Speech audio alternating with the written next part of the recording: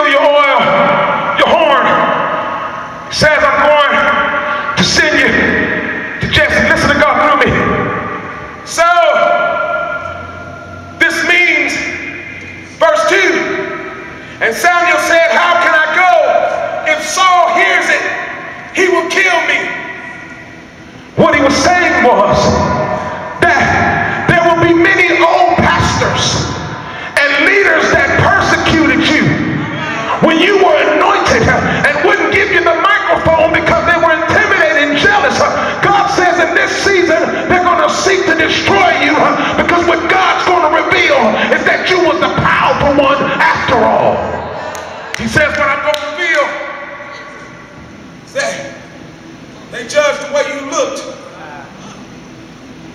Didn't know that I called you to the nations.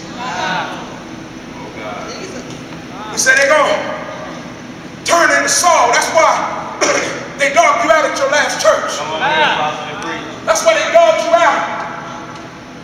Treated you so bad because they had the spirit of Saul. See, Saul knew that David was God's man. And he was trying to kill him off because he was what you call a silent threat. And God says, for all of you got dogged out for leadership, let me wake you up today. He said it wasn't personal, but it was the anointing that was resting on your life. Yeah. God just gave the devil and them a sneak preview that you came under them as a child.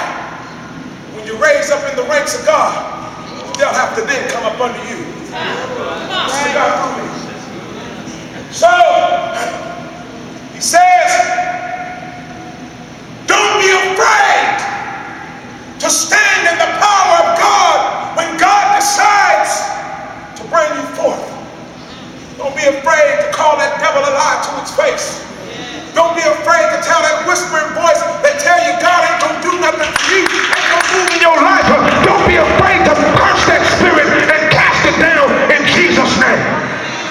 Don't be afraid. Tell that divorce phobia or that abuse phobia, he's gonna knock you upside your head if you don't listen. Curse that spirit in the name of Jesus. Because it's a spirit of Saul. It's a spirit that's been assigned to strip you of your value. Why? Because God is ready to expose who you've been all along. Walk with me in the spirit. Listen to God.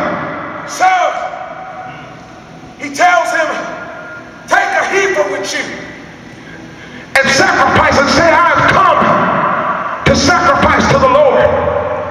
Listen to God. God now creates a diversion for Saul. If Saul heard that Samuel was going to anoint a new king in Jesse's house, he'd killed him off. God said, I caused a diversion in your life this season because that house that you was about to die in and that you was about to smother in because you had internal bleeding and the devil had you in a headlock, he said, I moved you to a new ministry so it would come to pass in your life. So he moved Samuel a different route. He said, tell him you're coming to sacrifice, but you ain't going to promote a king. God says, that's why you're here today. He said, because I caused a diversion on the enemy. That's why that bully couldn't kill you, because I caused a diversion. That's why you got out that marriage early and you were sad about